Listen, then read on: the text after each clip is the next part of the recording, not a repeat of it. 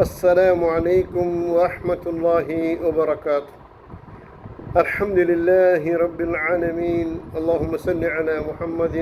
وعلی آلہ واصحابہ اجمعین، اما بعد۔ محترم بزرگوں اور دینی بھائیوں، اللہ کے پیارے رسول صلی اللہ علیہ وسلم کی 4 حدیث میں آپ کے سامنے رکھنا چاہوں گا۔ یہ مسجد کی تعلقات سے ہے۔ محترم دوستو، پیارے رسول فرماتے ہیں، جو بندہ من خرج من بیتہ متطہرا، جو بندہ فرض نماز کے لیے گھر میں وضو کر کے نکلتا ہے، گھر پہ وضو کر کے نکلتا ہے، صلاۃ المکتوبہ فرض نماز کے لیے، تو اللہ کے رسول صلی اللہ علیہ وسلم فرماتے ہیں فَأَجْرُهُ كَأَجْرِ الْحَاجِّ الْمُحْرِمِ، ان کے لیے ثواب ہے احرام کے ساتھ جو احرام باندھ کر حج کرتا ہے، ان کی ثواب کے برابر ہے۔ یعنی 5 وقت کی نماز کے لیے بندہ مؤمن اپنے گھر سے وضو بنا کر نکلتا ہے تو ان کے لیے روزانہ 5 حج قبول کے ثواب ہے۔ سبحان اللہ۔ یعنی قاسم بن ابی عبد الرحمن رضی اللہ عنہما فرماتے ہیں، اور ان کی حدیث ہے، اور یہ ہے صحیح ابو داؤد میں ہے، صحیح ابو داؤد کی حدیث ہے یہ، یعنی روزانہ 5 حج کرنے کا ثواب ہے جو گھر سے وضو کر کر مسجد کے لیے نکلتا ہے۔ اور اسی طرح میرا محترم دوستو، جمعہ کا دن کی فضیلت، یعنی جمعہ کا دن جو بندہ، اللہ کا رسول صلی اللہ علیہ وسلم فرماتے ہیں، یہ دوسرا حدیث ہے، من غسل یوم الجمعہ واغتسل، جو بندہ جمعہ نماز کے لیے جمعہ نماز کی نیت سے غسل کرتا ہے، اغتسل اچھے سے غسل کی دوسرا معنی ہے میرا محترم دوستو، یعنی جنابت کی غسل، یعنی میاں بیوی آپس میں مل گئے، اس وجہ سے جو غسل واجب ہوا، اس غسل کہتے ہیں اغتسل کی معنی۔ اور اس کے بعد جو ہے 5 کام کرتا ہے وہ، یعنی ثم بکر ابتکر،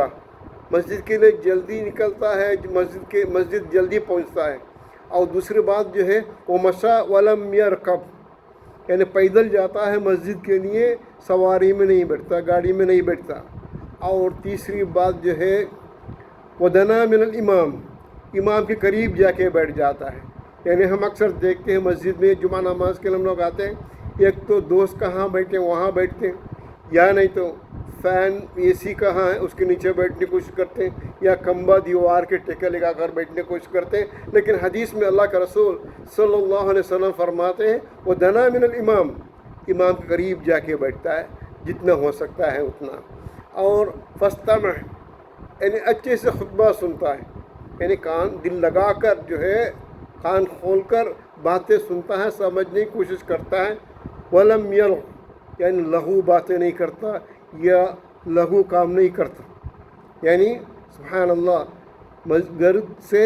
جلدی نکلتا ہے اور سواری میں نہیں بیٹھتا ہے، اور امام کے قریب کی جگہ جا کے بیٹھ جاتا ہے، اور اچھے سے جو ہے خطبہ سنتا ہے، بیچ میں جو ہے مس کال دیکھنا یا موبائل میں کھیلنا یا چٹائی یا کارپیٹ میں کھیلنا، اس طرح کام نہیں کرتا، کسی طرح کا لغوی کام نہیں کرتا۔ اللہ کا رسول صلی اللہ علیہ وسلم فرماتے ہیں کان لہ بکل خطوۃ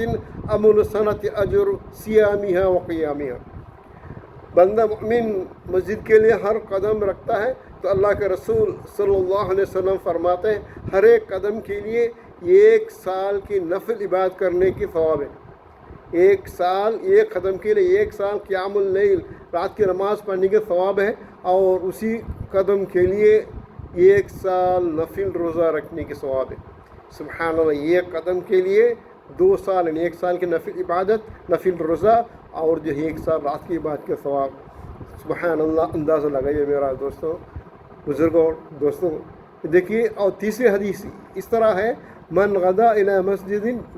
او راح عد اللہ لہ فی الجنت نزلہ کلما غدا او راح، یہ ہے ابو ہریرہ رضی اللہ عنہ فرماتے حدیث، اور یہ صحیح بخاری و مسلم کی حدیث ہے، جب بھی بندہ مسجد جاتا ہے آتا ہے اللہ سبحانہ و تعالیٰ نے ان کے لیے جنت میں ایک نزل ایک دعوت جو ہے قائم کر کے رکھتا ہے۔